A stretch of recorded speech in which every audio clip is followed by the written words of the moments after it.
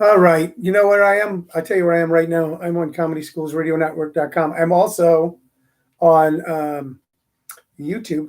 And guess what else I'm on? Can you guess? Do you have the slightest idea what I'm on? No, it's not crack. I am on Facebook Live. I am on Facebook Live. I am on YouTube. I am on the internet. I am bad. I am nationwide. Good afternoon, ladies and gentlemen, boys and girls, children of all persuasions. I think it's children of all ages. I don't know why I changed it. Persuasions. I like the word better. You are watching Living on a Thin Line with Tony Vicich. I am Tony Vicich, and we come to you every day live at 2 p.m. Mountain Standard Time as your daily distraction from all the weirdness, anxiety, hoopla, and anger in the world today. Even when I talk about something serious, and every once in a while I go, I need to talk about something serious. I don't do it in an angry way. But I heard some great stuff today I'm going to share with you. I mean, just philosophically, not like, hey, you got $1 million. Not that kind of great stuff. What can I tell you? Last night I want to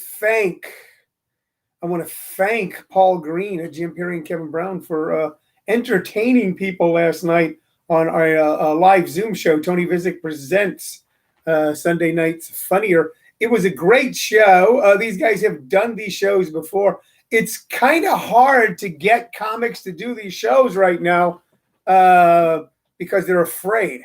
They're afraid of them. They go, I don't know how that'll work. And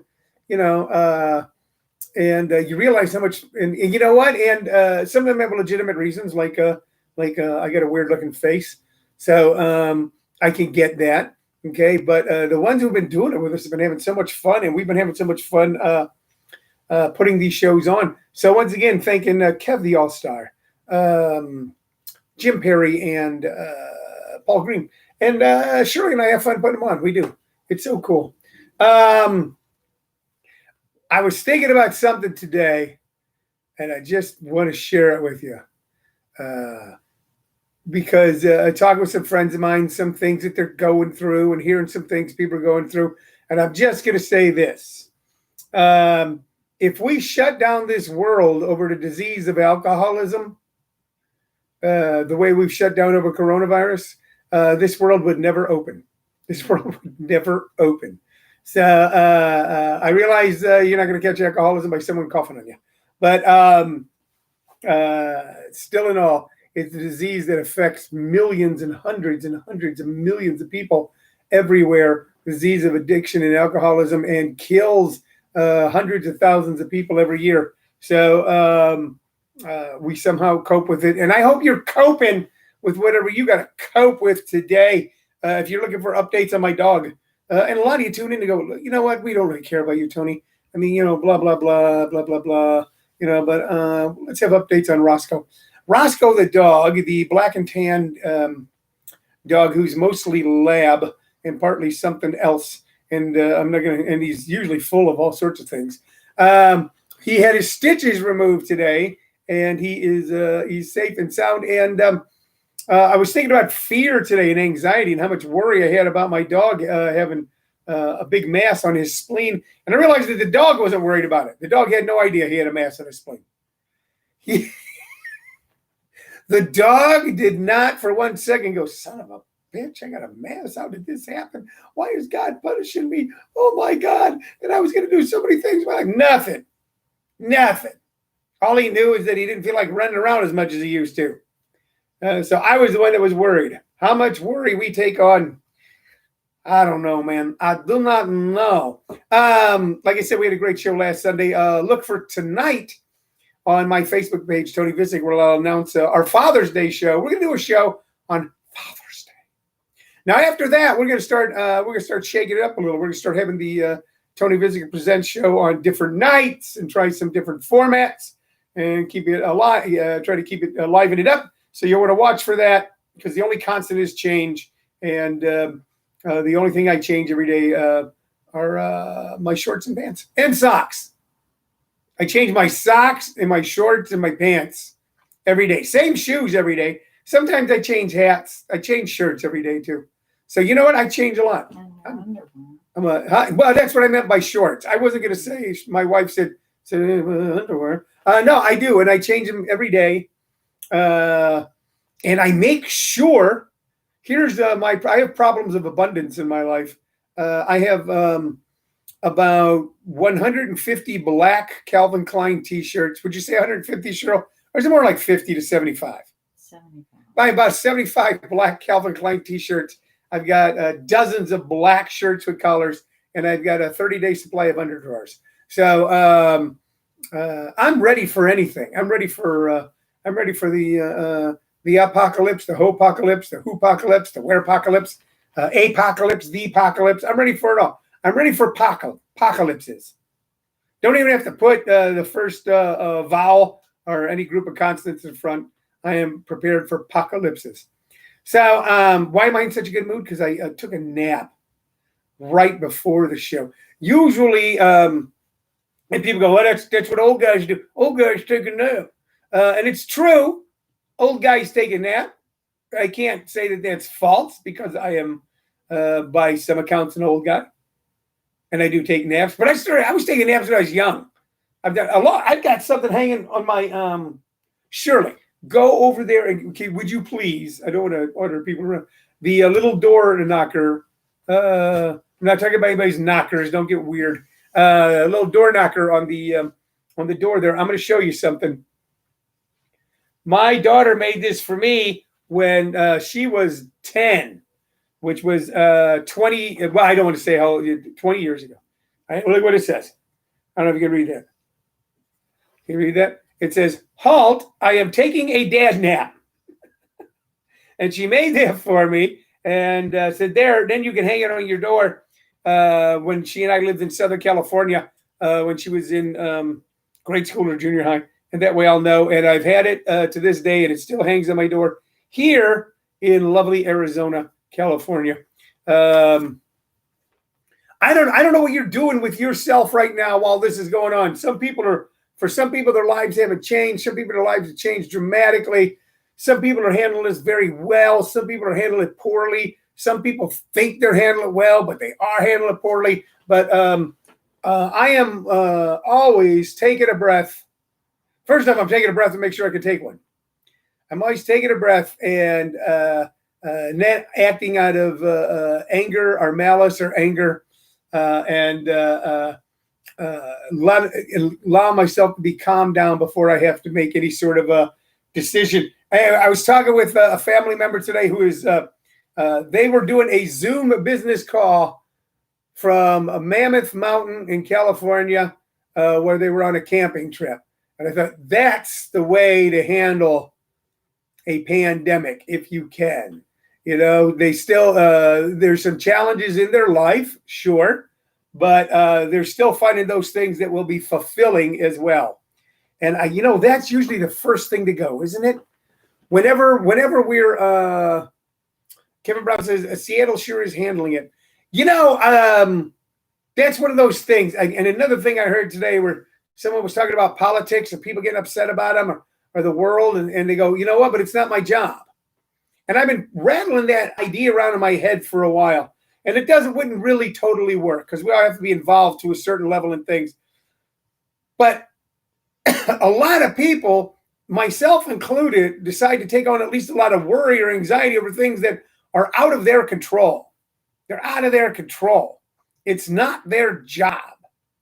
What if we all just tried to do our job the best we could, the most honestly we could, the most ethically we could, okay? And that when we were finished with our job, we go, is there some way that I can help someone else? Even if it's just listening to what they have to, what they need to talk about. Not what they have to say, their opinion. I think that's one of the horrible things about social media. It's turned a lot of people into political pundits. They know things. Oh, you libtards. Oh, you Trumpsters. Trumpstards. And it's just silly. I don't know what's going on in Seattle. I know that my reactive part goes, get those people out of there. There's people that live there, businesses. People don't want to drive through, and I should have a right if I went up to Seattle right now and I rented a car and I wanted to drive through that part of Seattle that no one should be able to stop me. But I'm not going to rent a car. I'm not going to go to Seattle. I'll tell you a funny Portland story in a minute. And Portland's like Seattle, only without the coffee. So I got, as far as what's going on in Seattle right now, no one's killed anyone. No one's beat anybody bloody. They're working it out. Should they have taken over the streets? I think not. Some people think they should. Okay, but I think not. I think there's different ways to do things, but I could be wrong. But right now, the city of Seattle's handling it pretty good because they're not running people over with bulldozers. They're not cracking skulls open, and they're working it through. And a year from now, a few months from now, a few weeks from now, that camp will be gone. That camp will be gone, and life will go on. And hopefully, whatever need to be addressed that caused that to happen, because it didn't happen just. It wasn't just it's not just a situation of opportunity. It wasn't a bunch of people sitting there going, it'd be fun. Let's go to downtown Seattle. First off, I don't know when was the last time you were in Seattle. It's been a long time. But the last time I was there, an area called Pioneer Square, which is a very historic, cool, hip place, had been taken over by the homeless anyway. The homeless ran rampant through Pioneer Square, and somehow people found a way to deal with it.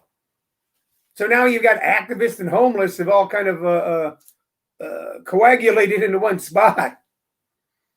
And it didn't just happen. It wasn't like, okay, we got nothing to do. Let's take over several city blocks. It happened because of something. It's something that has to be addressed. It has to be addressed. I try to address that stuff in my everyday life. There's a test. You want to take a test? No, of course you don't want to take a test. But if you want to take a test, there's a test, and I'm going to give you the name, and I'm going to get it slightly wrong, but if you Google it, you will find it. It's the Harvard Bias Test. Now, some of you right away went, Harvard, all right, because you got a bias against Harvard. I get it. Okay. Randy, I almost says, in my humble opinion, IMHO, Seattle is much better than Portland for everything. Yeah, you know what? And Randy, the entire time I spent in Portland and Seattle were always almost exclusively when I was touring as a comic and staying either at a hotel or an apartment they provided for me and bumming around. So I didn't get, I just kind of got, all you're really getting is that tourist vibe. Although I used to do things like go sit in coffee houses or coffee shops. And there's a big difference between a coffee shop and a coffee house. And I found as much as I like coffee houses, as far as being able to pick up the rhythm of life and be able to eavesdrop on fascinating things, the coffee shop is the place to be. What the hell? All right, so I got, what, Randy, you sidetracked me there. All right, let me tell you my Portland story, okay? Because this is the first time these sort of things happen. In 1993, during the uprising over the Rodney King beating, during that time, I lived in Los Angeles, California. I lived in the San Fernando Valley. My daughter was 3. I was in my first marriage, and I had gotten booked into a gig in Portland, and I called my wife, and I said, come home early. She goes, they're let us out early anyway.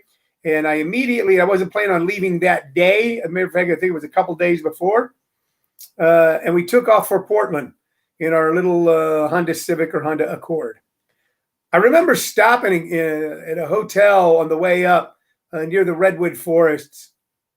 I don't know if it's Redwood Forest, just Redwood Forest, not Sherwood Forest, not Jellystone National Park.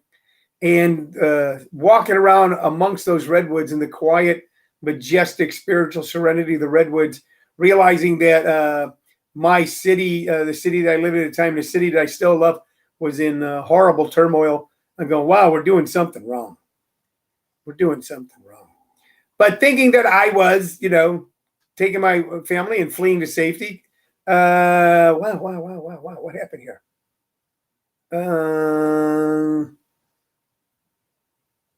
Trying to reconnect. I just went totally off. I'm going to hit finish. I'm going to hit cancel. There, it's. Wow. I just got totally kicked off of Facebook. Not kicked off. I'm not officially kicked off. It's that for some reason, the live feed just went completely bonkers. And it's still not starting. So there, I'm back. I know I lost everyone. By the way, you're now looking at part 2 of the Monday 2 p.m. Living on a Thin Line. We completely disappeared, and we came back. And I was right in the middle of a pretty cool story. To share with you guys. We'll see if we get everyone back. But for YouTube, you'll be able to catch it. And for Comedy Schools Radio Network, we didn't have issues there. I'll be honest with you. Usually, if we have any issues at all, it's usually with YouTube. It's usually with YouTube that we have some issues. So we're back. I know I lost everyone. And you know what? They're probably not coming back. They're going, I'm going to go do something better. I'll finish the Portland story on tomorrow's show. Okay. What I want to pick up with real quick right now is this show is built around 3 things. 1, 2, 3. And how much time do I have? Do I have time? You've been on 16 minutes. I've been on 16 minutes. Okay. Somebody's back. Here, people are coming back now. There we go. Kevin Brown's back. David's back. I don't know what happened, guys. It just all said it said poor connection and totally disappeared. So some of you are making it back. Yeah, I don't know. All of a sudden it said poor connection, and I tried to reconnect. It didn't connect, so I'm back. Should I finish the story? I'm going to finish the story.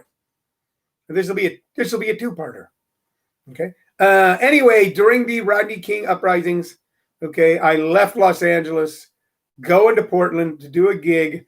We got off on our exit off the freeway in Portland and drove right into a mini riot. So so I went from big riot to little riot, but still there it was. And I got to think this. I got to think, instead of complaining about what's going on in Seattle with them taking a place over, or simply being horrified by what happened in Minneapolis, I got to think about how can I contribute. And sometimes the way that I and you can contribute, because I have no control over the Minneapolis Police Department. I have no control over any of that. But the way we can contribute is to be just a little better in everything that we do every day, and a little better in how we treat people. Oh, I know what I was telling you about. So this is important. Okay? This is important. I'm glad we were able to come back. The Harvard bias test. It is a blind test. That doesn't mean it's given by a blind guy. It's a blind test. You cannot figure out from the questions at all which way to answer the questions. The Harvard bias test. And you cannot figure out how to answer the questions. And it's lengthy. It's not like 3 hours, but it's about an hour or so. And when you're finished, it will tell you what your bias, how your bias leans. And when I took the test, I came out as slightly favoring the company of white people, which I know. Okay? Which I know.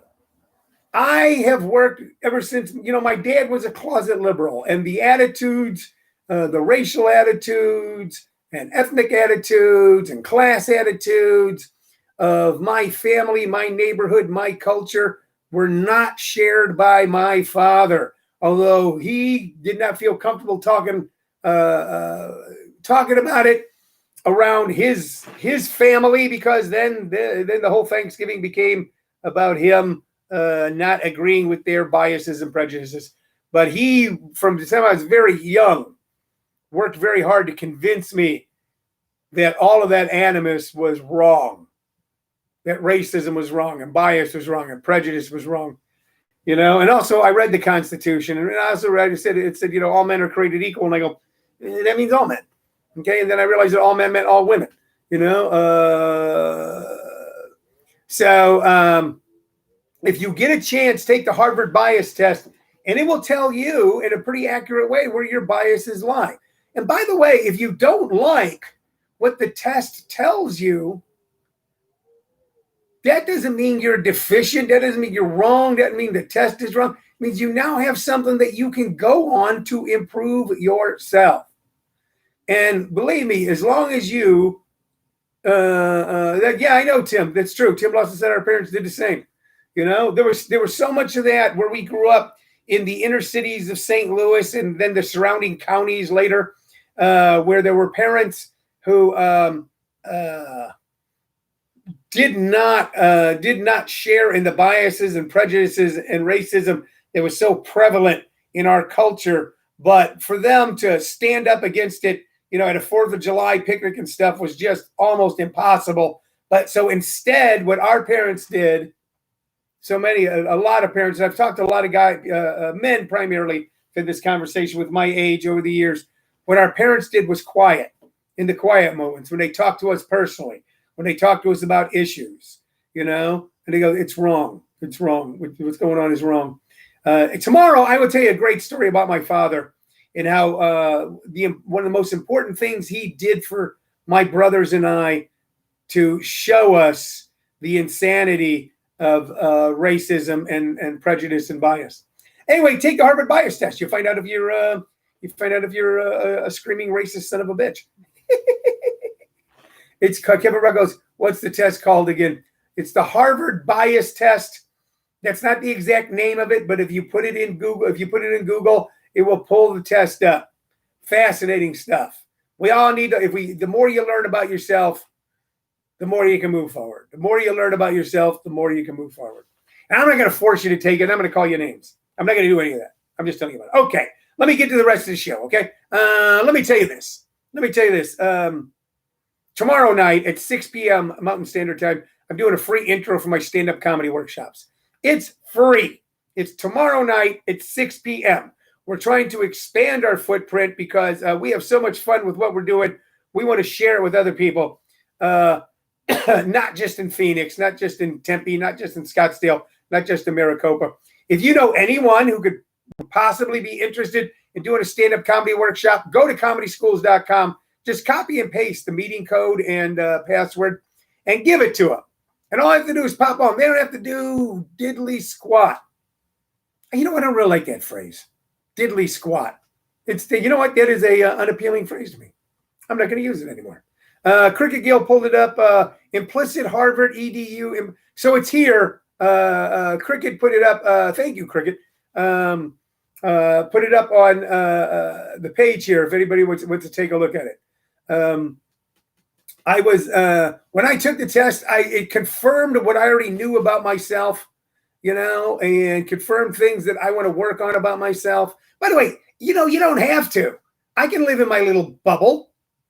And right now, our bubbles are actually becoming real bubbles, as we're isolated. But man, isn't this a great time to be able to work on something to make yourself a little better, isn't it? The truth of the matter is, and my heart goes out to everybody who's directly affected by this, and who knows, a year from now, where I'll be. But right now, okay, I've done a lot of things, and my wife and I have done a lot of things to try and make ourselves just a little better because we have the time right now because we got no commute. Take your commute time and kick the racism in your ass out the door. How's that sound? That time you're using it on a freeway, use it to wrestle out that demon of racism. Get him out. Prejudice. All that sort of thing. Okay. All right. Anyway, tomorrow night, 6 p.m. Hello, Don Shell. Tomorrow night, 6 p.m. Mountain Standard Time. Go to comedyschools.com. The meeting ID and password for my free intro is there tomorrow night. Even if you've never thought about doing stand-up comedy and you got a free hour tomorrow night at 6 p.m., check it out. You don't have to turn your screen on or anything. You can mute yourself and just watch and listen. And I will blather on specifically about how to write, rehearse, and perform stand-up comedy. It's a great workshop for those of you that want to be comics. It's a great workshop for people who are looking just for something fun to do. It's a great workshop for people who are endeavoring into the fields of public speaking, sales, etc. Okay. All right. Oh, I want to show you this. This is so cool. All right. Look at this. See that? Look at that. Look at that. Look at that. Look at that, YouTubers. YouTube is able to see it all together. You guys can't. What is that? That is a that's like a zither, right? And if you look at it, it's a one. I think it's a zither. It's a one-stringed instrument. One string. There's your tuning key. There's your one string. There's the whole. And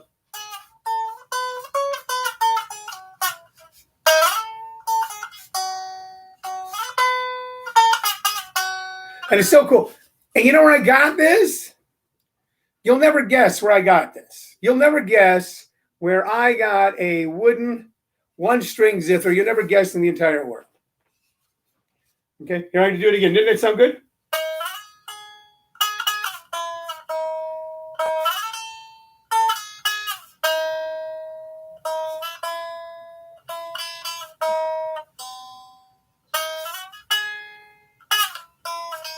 Okay.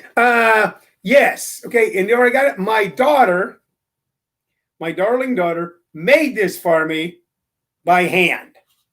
By hand. My daughter, and maybe we need to kind of get back to, was this from Seattle? I bet you someone there in the nation of Chaz is playing it right now. Okay, playing something like this.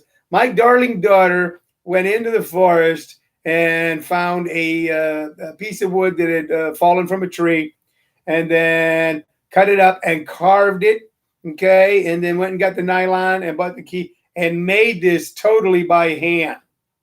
Totally by hand. Yeah. And I think that is just simply stunning. And maybe it's because we don't, from Japan. Yeah. Thank you, Jim. I am still fascinated by the fact that she did that.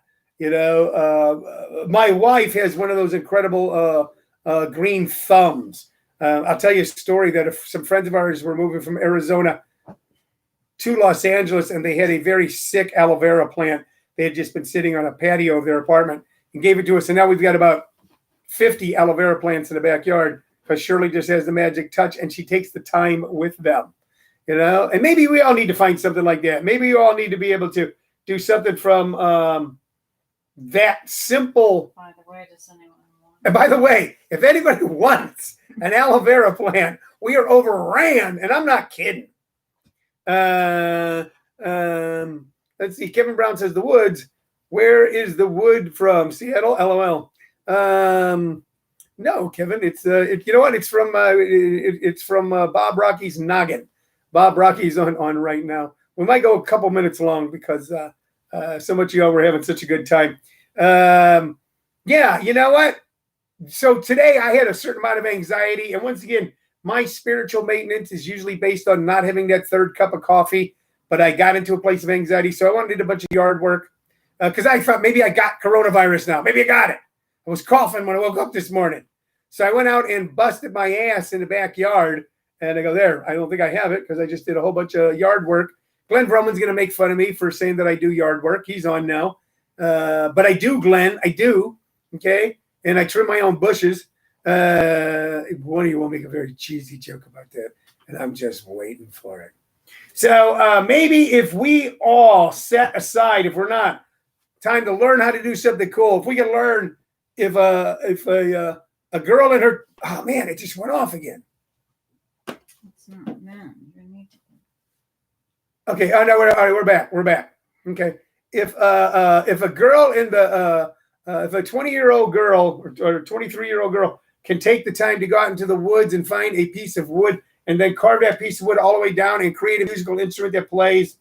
My wife can take a sick aloe vera plant and turn it into 50 plants. Maybe we can all find that simple thing we do that settles our spirit a little bit. Okay? And Bob Rocky went, what? By the way, if you are in the greater Phoenix area, we are going to venture out and do a live show. Glenn Roman says, I've trained you well. We are going to venture out and do a live show, and we're going to do it June 28th at 7 p.m. What's it? Aloha. What are you saying? Aloha. June 28th at 7 p.m. at Stir Crazy Comedy Club in Glendale. Be a live show. Some of the people that are on this right now will be on the show. Bob Rocky will be on the show. Kevin Brown will be on the show. Glenn Roman's not going to be on the show. He could be, but he's in Colorado. Let me see who else. Randy will be on the show. Who else? David John. A lot of these guys go by not non-diplomas, but they go by AKAs. So I can't tell you their actual names. Let's see. Abhinav replied to Abhinav. Oliver is great for burns. And he goes, I'm just that cool. All right. Listen, I didn't get to any music today, but I think we had a great discussion. It was a two-parter because we did disappear for a couple of minutes because of some sort of connection issue. A couple things, moving forward. I'll be back tomorrow at 2 p.m. Mountain Standard Time. And with you, we're coming up on, Bob Rocky says 109 comics will be on the show. Well, there'll be 108 comics and you, Bob. So you're more of a curiosity. So we're coming up on our 100th show. We should do something special for our 100th show this Sunday night, and look for tickets starting tonight on comedyschools.com.